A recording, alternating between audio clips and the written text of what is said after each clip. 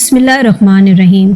नाजरीन, बनी इसराइल की हसीनो जमील और मगरूर मलिका एजाबेल कौन थी जिसने पैगंबरों का कत्लेआम करवाया और उसका अंजाम क्या हुआ? उसकी लाश को कुत्तों के आगे किसने डाला था? क्या अल्लाह के पैगंबर हज़रत इलियास अलैहिस्सलाम को कत्ल किया गया था या आज भी वो जिंदा हैं? क्या हज़रत इलियास अलैहिस्सलाम और हज़रत इदरीस अलैहिस्सलाम एक ही हैं? कौन से 4 अंबिया कराम हैं जो आज भी जिंदा हैं? यही हमारी आज की वीडियो का मौजू होगा और आज हम आपको हज़रत इलियास अलैहिस्सलाम और मलका एजाबेल के हवाले से ईमान अफरोज़ मालूमात फराहम करेंगे। मगर वीडियो में आगे बढ़ने से पहले अगर आप हमारे चैनल पर नए हैं तो बराए मेहरबानी हमारा चैनल सब्सक्राइब कर लें। नाजरीन, अज़ल से शैतानी सिफ्त लोग एक अल्लाह के मानने वालों को सीधी राह से भटकाने की कोशिश करते आए हैं और इस काम के लिए शैतान ने जिस किरदार का सबसे ज़्यादा इस्तेमाल किया है वो औरत है। बनी इसराइल की हिदायत के लिए अल्लाह रब्बुल इज़्ज़त ने लाखों अंबिया कराम माबूस फरमाए और ये अल्लाह रब्बुल इज़्ज़त की पसंदीदा तरीन कौम थी जिस पर बेशुमार इनामात उतारे गए। मगर बनी इसराइल कुफ्र व शिर्क में मुब्तला रही और फिर इनकी कौमी शान व शौकत और कदर व मंजिलत का ऐसा जवाल शुरू हुआ कि फिर दोबारा उन्हें कभी ऐसी शान व शौकत नसीब नहीं हुई। नाजरीन, ये वो ज़माना था जब बनी इसराइल की सल्तनत 2 हिस्सों में बढ़ चुकी थी। पहले हिस्से का नाम यहूदी था और दूसरा हिस्सा बनी इसराइल कहलाता था। तारीख के मुताबिक उस वक्त इसराइल में जो बादशाह हुक्मरान था उसका नाम बाइबल में अकीब और अरबी तवारीख व तफासिर में अजब या अखब मज़कूर है। उसकी बीवी जिसका नाम एजाबेल था, यही वो औरत थी जो तमाम बनी इसराइल को शिर्क में मुब्तला करने में कामयाब हुई और खुद दरअसल बाल नामी एक बुत की परस्तार थी। बाल बुत यहूदियों और इसराइलियों का सबसे बड़ा और मशहूर बुत था। कहा जाता है कि वह बुत सोने का था और उसका कद 20 गज था। 4 मुंह और 400 अफराद उसकी खिदमत पर मामूर थे। उसके अलावा यमन और शाम की अवाम का पसंदीदा तरीन बुत यही बाल था जिसकी सैकड़ों सालों से पूजा की जा रही थी। रिवायात में आता है कि बाल के पुजारी हज़रत यूशे बिन नूह अलैहिस्सलाम के ज़माने में भी मौजूद थे और आप अलैहिस्सलाम ने शाम की फतह के दौरान उनसे जंग भी की थी। उसके अलावा साल के मखसूस महीनों में इस बुत के गिर्द मेले लगते थे, मन्नतें मानी जाती, सोने चांदी के नजराने चढ़ाए जाते, तरह तरह की खुशबुओं की धुनी दी जाती, यहाँ तक कि उसकी कुर्बान गाह में जानवरों को कुर्बान किया जाता और ख़ास मौके पर इंसानों की भेंट भी चढ़ाई जाती। नाज़रीन, यहाँ दिलचस्प बात यह है कि अबरानी और सामी ज़बानों में बाल के मायने आका, परवरदिगार, मालिक और सरदार के हैं। इसीलिए अरब की ख़वातीन भी अपने शौहरों को बाल कहती थी। बाज़ मुअर्रिखीन ने लिखा है कि हिजाज के मशहूर बुत हबल भी बाल ही की एक शक्ल था।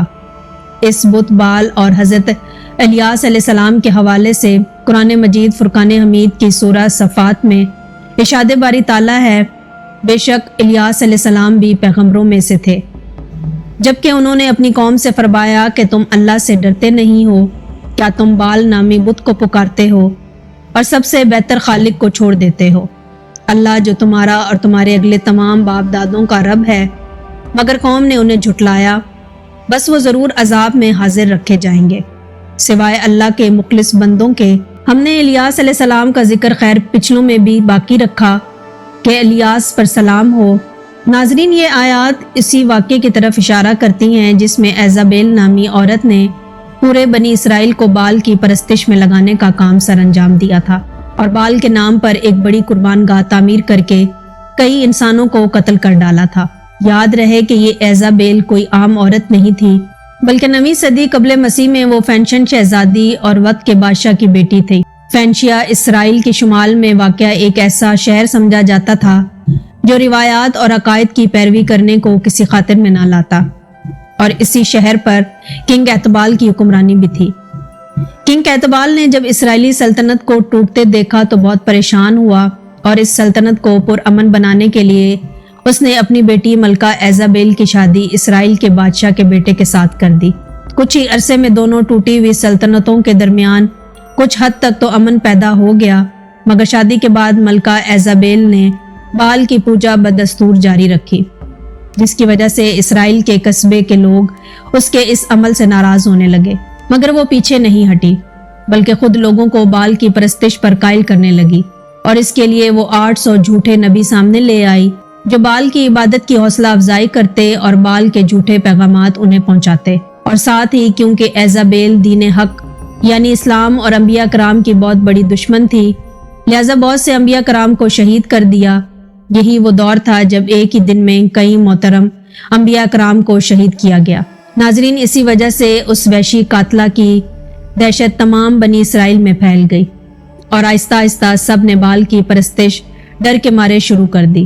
بنی اسرائیل وہ واحد قوم تھی جس پر سب سے زیادہ انعامات کی برسات ہوئی، سب سے زیادہ ہدایات کے لیے ان پر پیغمبر آئے، مگر اس کے باوجود نہ جانے ایسا کون سا عنصر ان کے وجود میں شامل تھا کہ یہ لوگ ذرا سی ترغیب پر اور ڈراوے دھمکاوے پر اپنا ایمان بیچ ڈالتے اور کسی بھی غیر اللہ کی چیز کی پرستش فوراً شروع کر دیتے۔ اب بھی جب یہ قوم مکمل طور پہ شرک و کفر میں مبتلا ہو گئی تو اللہ تعالیٰ کی طرف سے حضرت الیاس علیہ السلام کو حکم ہوا کہ وہ اس خطے میں جا کر توحید کی تعلیم دیں اور اسرائیلیوں کو بت پرستی سے روکیں۔ حضرت الیاس علیہ السلام نے جب بنی اسرائیل کو صراط مستقیم پر چلنے اور کفر و شرک سے باز رہنے کی دعوت دی تو انہوں نے دعوت حق مسترد کر دی، جس پر اللہ تعالیٰ نے انہیں خشک سالی سے دوچار کر دیا۔ سلطنت اسرائیلیہ کے لوگ پانی کی بوند بوند کو ترسنے لگے، جبکہ دوسری طرف ایزابیل حضرت الیاس علیہ السلام کی جان کی دشمن بن گئی۔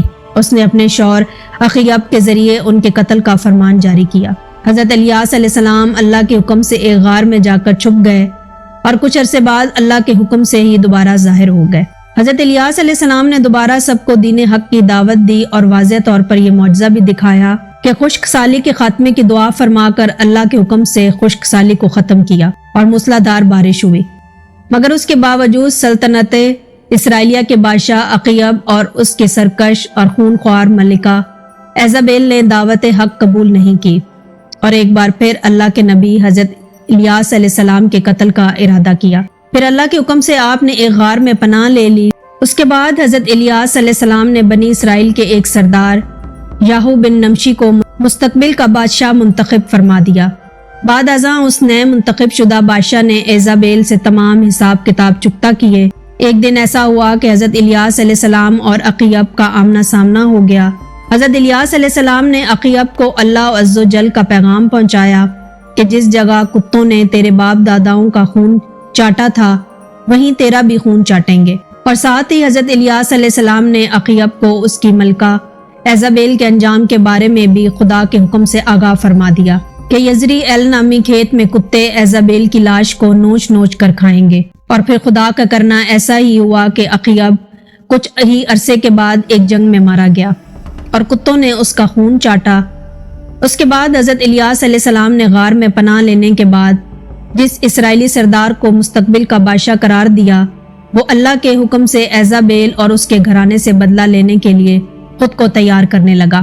اس کے لیے یاہو بن نمشی نے سلطنت اسرائیلیہ کے بد کردار بادشاہ یورام کے خلاف بغاوت کر کے اس کو ایک دلیرانہ حکمت عملی کے ذریعے قتل کر دیا اور اس کی لاش کو نابود یزرییل کے کھیت میں پھینکنے کا حکم دیا۔ بادشاہ کے قتل کے بعد نیام بادشاہ یاہو بن نمشی محل میں داخل ہوا اور اپنے وقت کی ظالم ترین اور کئی انبیاء کرام کی قاتلہ ایزابیل کو اوپر کی منزل سے نیچے دھکا دے کر گرا دیا۔ اس ملعون عورت کی لاش کو گھوڑے کی سموں تلے روندا گیا اور اس کی لاش نابود یزرییل کے کھیت میں بے گور و کفن پڑی رہی اور کتے اس کا گوشت کھاتے رہے۔ یوں حضرت الیاس علیہ السلام کی پیشن گوئی پوری ہوئی۔ ناظرین، روایات کے مطابق بعد میں جب اس کے آدمی ایزابیل کے جسم کو دفنانے کے لیے آئے تو اس کے شاہی خون کی لاش میں جو کچھ پایا گیا تھا وہ اس کی کھوپڑی، پاؤں اور ہاتھ تھے، لہٰذا وہ سمجھ گئے کہ اس کی موت کی پہلے ہی نشاندہی ہو چکی تھی، جس کی وجہ سے انہوں نے ایزابیل کے گوشت کو پھینک دیا اور یوں اس کی مغرور زندگی رہتی دنیا تک عبرت کا نشانہ بن گئی۔ لہٰذا اگر ایزابیل اور اس کے قاتلانہ دور کو دیکھا جائے تو اس واقعے سے پتہ چلتا ہے کہ اللہ کی راہ سے اس قدر لوگوں کو بھٹکانے اور اس کے انبیاء کو کثرت سے شہید کروا دینے کے بعد اگر کوئی اپنے مکر و فریب جاری رکھتا ہے تو اللہ تعالیٰ ان سے بہتر تدابیر اختیار کرنے والا ہے۔ بے شک اللہ عز و جل مختار کل ہے، اگرچہ وہ ایزابیل جیسے ظلم کرنے والوں کے لیے فوری سزا نہیں دیتا، مگر سزا ان لوگوں کے لیے ضرور ناگزیر ہوتی ہے جو اللہ کے بندوں سے دشمنی مول لیتے ہیں، وہ اللہ کے مقرر کردہ وقت میں ضرور سزا پاتے ہیں۔ ناظرین، اسی امید کے ساتھ اجازت دیجیے کہ آپ کو ہماری ویڈیو پسند آئی ہوگی۔ ملتے ہیں نیکسٹ ویڈیو میں، تب تک کے لیے مجھے دیں اجازت۔ اللہ حافظ۔